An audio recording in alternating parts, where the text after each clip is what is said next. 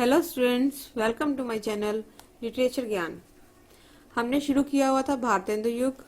उसकी हमने 2 प्रवृत्तियां last video में कंप्लीट कर ली थी। आज हम इसे पूरा करेंगे। जनजीवन का चित्रण। रीतिकालीन काव्य राज आश्रय में पुष्ट हुआ, जबकि भारतेंदु युग का काव्य जनजीवन की क्रोड़ में पला। यह कविता केवल राजनीति स्वाधीनता का साहित्य न होकर मनुष्य की एकता, समानता और भाईचारे का साहित्य है।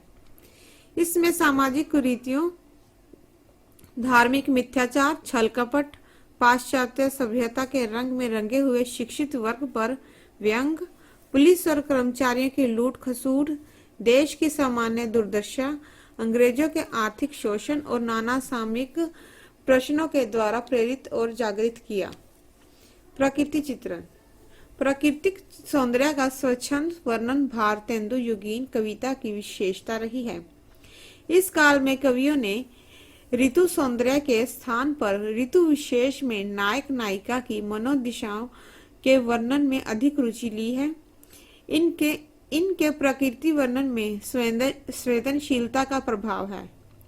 इतिवृत्तात्मकता।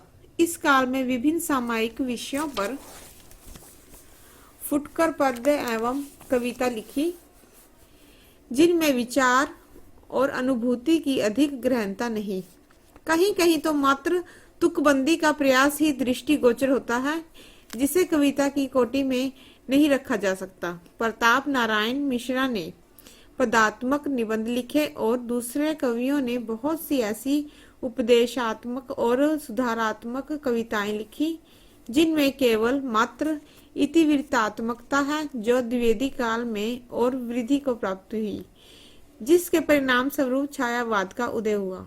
समाज सुधार की भावना। यह एक ऐसा युग है जिसमें अनेक समाज सुधारकों का आगमन हुआ। इन सभी समाज सुधारकों का प्रभाव इस काल के कवियों पर भी पड़ा।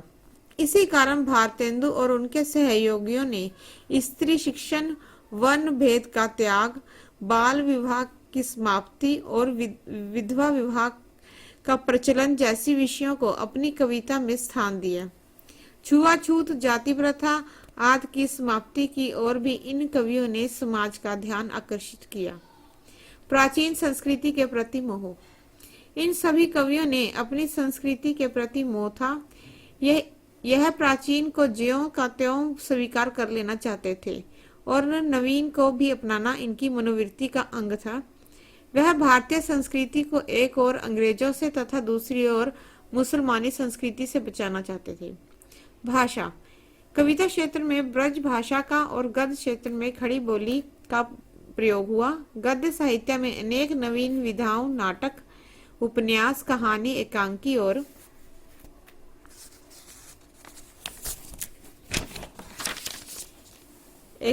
और संस्मरण आदि का प्रचलन हुआ।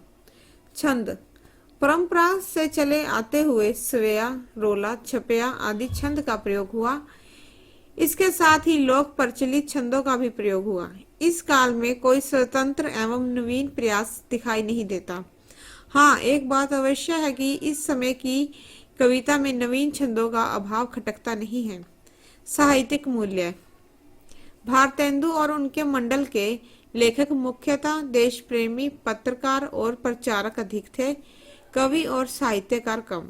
उनमें विचारों और अनुभूति की गहनता की कमी है और यही कारण है कि इस कविता में कलात्मक अभिव्यक्ति का अभाव है। इसकी अधिकांश रचनाएं ना तो अधिक सरस है और ना ही साहित्यिक हैं, किंतु भारतेंदु, प्रेमधन और बाल मुकुंद गुप्त की रचनाएं काफी सरस और मधुर हैं। कवियों को अपने कर्तव्यों और तथा दायित्व का पूरा ध्यान है। इन्होंने तत्कालीन जीवन में डूबकर अपने कटु अनुभवों और सत्यों का निर्भीकता पूर्ण वर्णन किया। इस काल में कविता और जीवन के निकट का संबंध स्थापित हुआ। यही इस कविता का महत्व है। निष्कर्ष रूप से हम कह सकते हैं कि इस काल के साहित्यकार ने एक और राजनीतिज्ञ का साथ दिया तो दूसरी ओर समाज सेवी का।